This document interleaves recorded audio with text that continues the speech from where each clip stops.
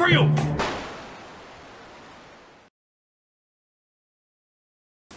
Welcome back, I'm Captain Xavier, and I have been sent a most auspicious package from the good folks at DartZone. This would, of course, appear to be the DartZone Mark IV. Let's take a look. Oh, ain't that shiny.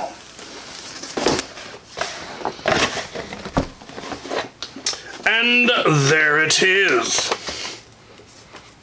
#1 darts, period. They're not wrong. Oh, we got a new color of darts. That's snazzy. Bamboos, of course. No surprise there. We've got... I assume this is a replacement spring. We have... Oh, they finally developed their own scar barrel. Extra O-rings. Extra length barrel. Fascinating. Apparently that's just a label. 2 15-round magazines. iPro. And the blaster, which appears to have an aluminum plunger tube. Oh, it's got a lovely heft to it. That is...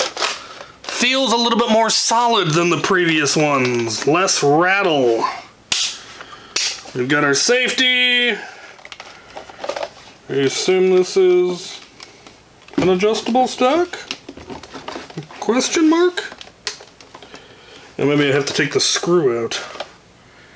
That would seem strange.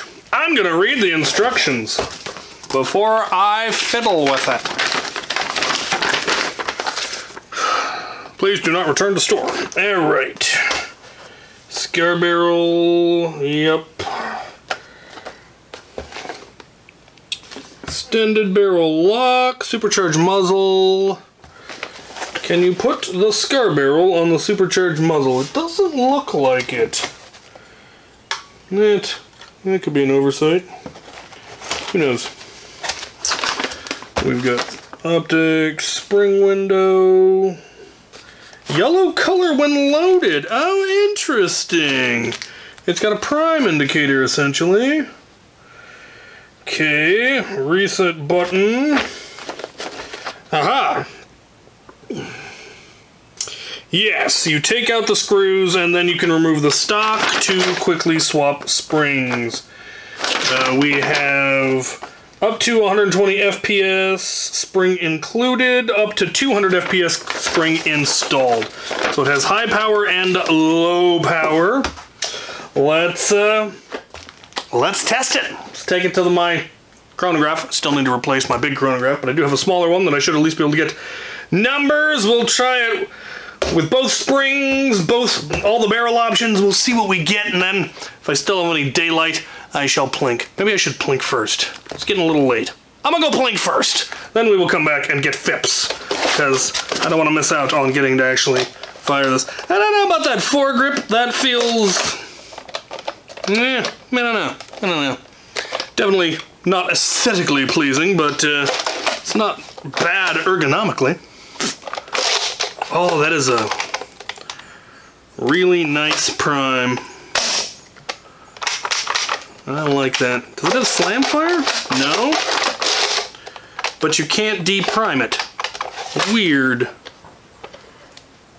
It's got a good seal, though. Okay. We're gonna go plink. Give me the thing! Right. I'm here on the range. The bottles are up. I currently have it with the heavy spring and no barrel attachment of any kind. We're gonna fire 5 of these new bamboo darts. It doesn't appear to have a skinny pusher, but that doesn't seem to prevent you from being able to put the magazine in, and it may just be these magazines, or maybe I'm damaging my blaster. We're gonna find out. We're gonna do 5 rounds, see how this thing plinks. I just have the iron sights on there. Can I hit the 50? Oh, a little over.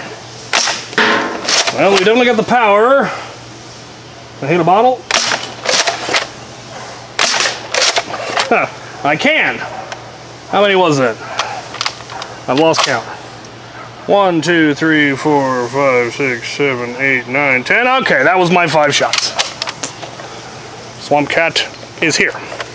Wait, there's one in the chamber. Got one more shot. I hit the 75.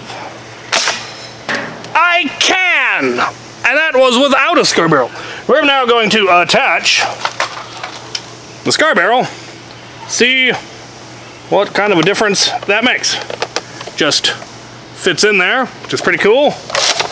Can I hit a bottle? I can. Can I hit the 50? I can. 75. Oh, a little off. There's the 75 and 25. Pang. Lovely. All right, we got 5 more rounds. We're gonna swap out for the big barrel. See if I can figure out how you install it. Not like that. Aha. There we go. Now we have long barrel. 50. Definitely 75. Oh, a little short. There it is. Bottle. Yep. That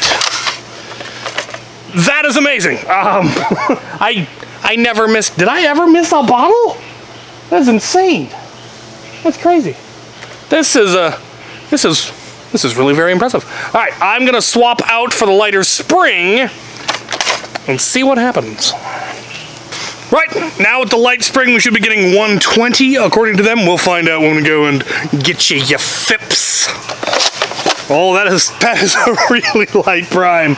I forgot to put the bottles back up. One moment. Bottles. All right, with 120, what's it feel like? It feels anemic now. Should have done it the other way around. Then we can get to the 50. We can!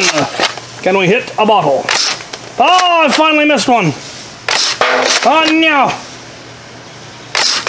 I got him. What am I up to? 1, 2. 1, 2, 3, 4, 5. Okay.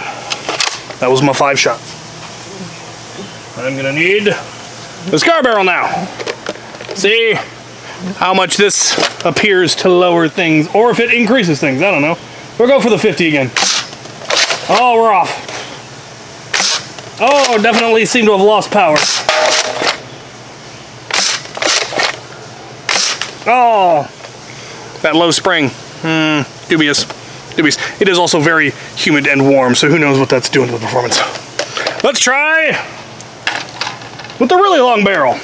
Gotta be surprised if it even clears it. Let's see what happens. 50. Yeah. Oh, coming in short, I think. Definitely short. Oh, I got him with my last shot. That's pretty cool. It's definitely designed for the higher power. The lower power is just there, I think, because. But let's go see what kind of fips I'm actually getting, because I'm curious. I'm curious. Just kind of curious about the internal frog. How dare you? I'm filming. The nerve. Headed back to the shop. Drain. We should be able to soldier on through it. I've still got the lower spring in there because that's the order things are getting done in. So we're going to go with low and then we'll go to high. We'll see what kind of FPS we're getting with no barrel, and then we'll do all the barrel attachments, and hopefully I can get some nice clean readings. 105, 104, 90, 108, 105. So they are definitely lower than the 120 that was on the box, but that could very well be humidity. That makes a huge difference in a lot of ways. Let's see how much the scar barrel drops it. 101, 102, 79, 83, 83. So the first two not so much, and then a significant drop. Fascinating. All right, let's try the extra long barrel. See what that does. I can line this up. 79. Oh, that one got stuck. What? Yeah. Call that an error. 86. 999.9. Calling that an error as well. Oh, round's complete. So yeah, the long barrel on that weaker spring, nary so much a good idea. Let's put that heavier spring back in. Right, we have the heavier spring. We'll see what kind of numbers we get with it. If I can manage to not hit the walls. 178. 177. 177. 123. 174. I might have clipped the walls on that one low one. Alright. Put the scar barrel on, see how much that drops it, if any. 184. 187. 186. 184. 180. So, no drop. In fact, a bit of a boost. Alright. Now for the long barrel. See what that does. And if I can get it lined up. 211. 210. 210. 213. 208. Rounds complete. Huh! That is pretty nifty. Let's go talk about it. That is a really long train. So what are my final thoughts? Well, I am impressed. I was not expecting them to be able to make this much of a jump in improvement over the previous versions, the Mark 1, 1.1, 1.2. But this, to me, very much feels like a major improvement. You may notice when I first pulled it out of the box, the first thing I said is that has some heft to it and it feels very solid.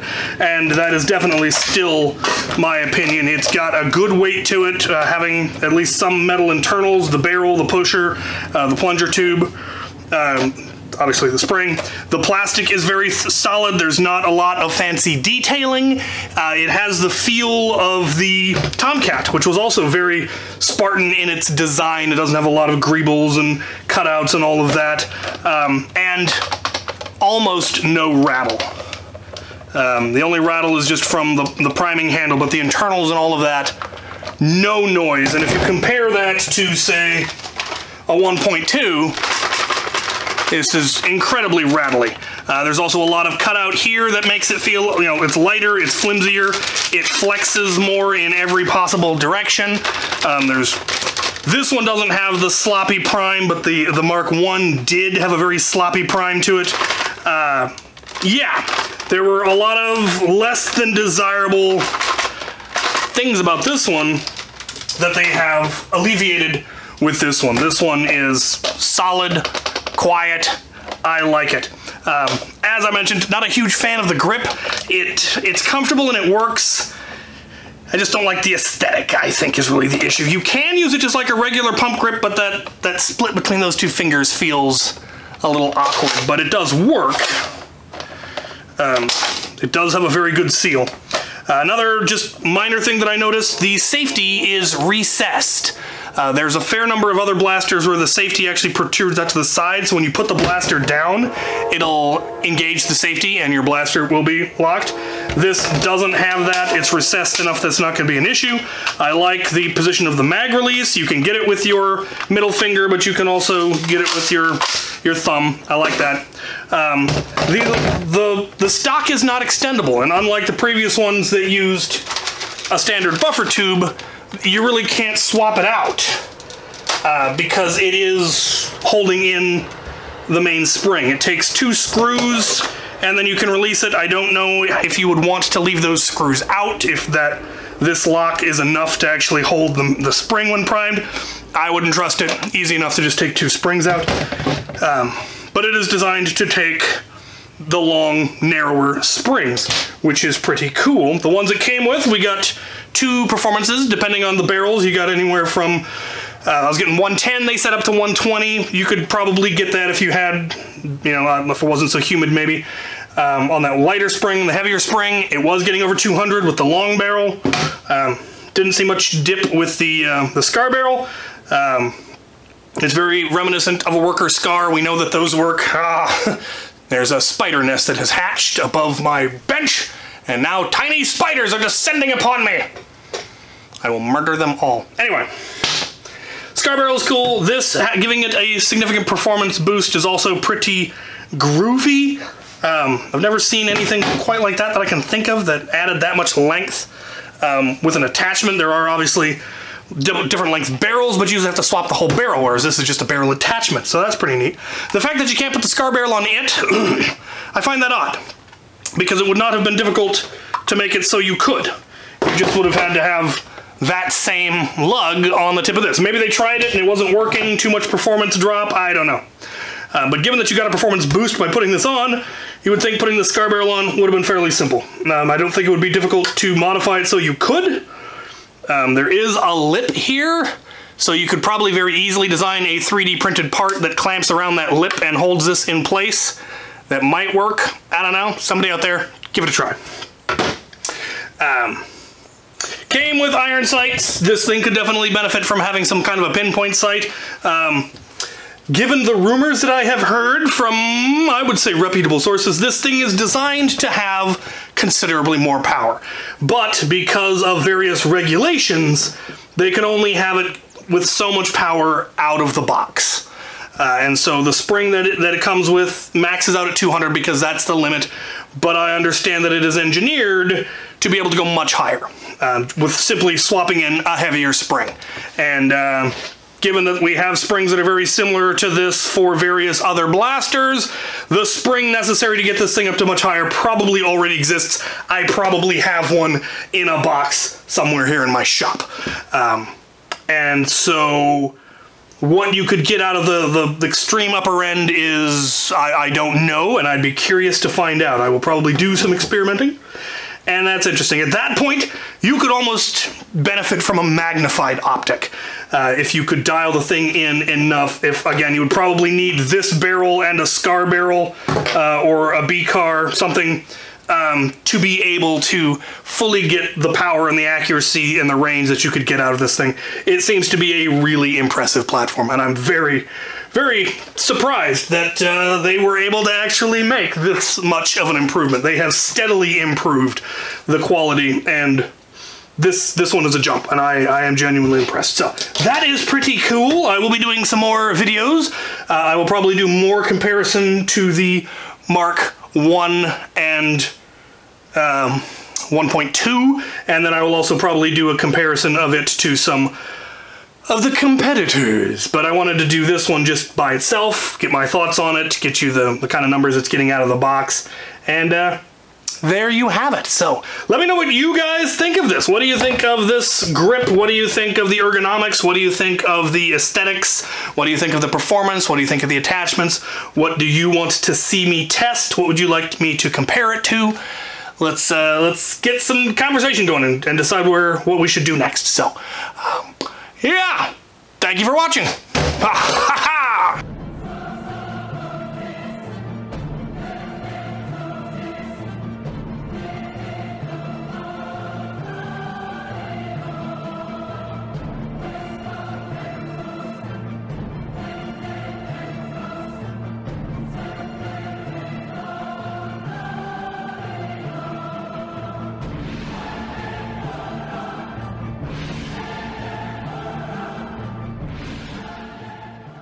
Something I failed to mention earlier, they have finally abandoned full-length dart compatibility. This is half dart only, and I applaud them for that decision.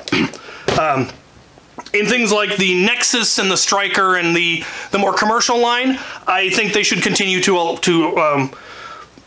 have full length as an option, because that is still for the general consumer the primary ammo type. For the competitive market, it's half darts. We're pretty much only using half darts. There are some people that still use full lengths, but they are definitely the minority, and making it take both, I think that backwards compatibility comes at the cost of performance.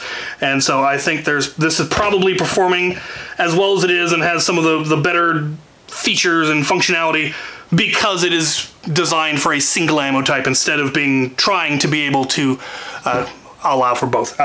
That's just my theory, but again, let me know what you guys think about eliminating full-length compatibility with this blaster, and thank you for watching.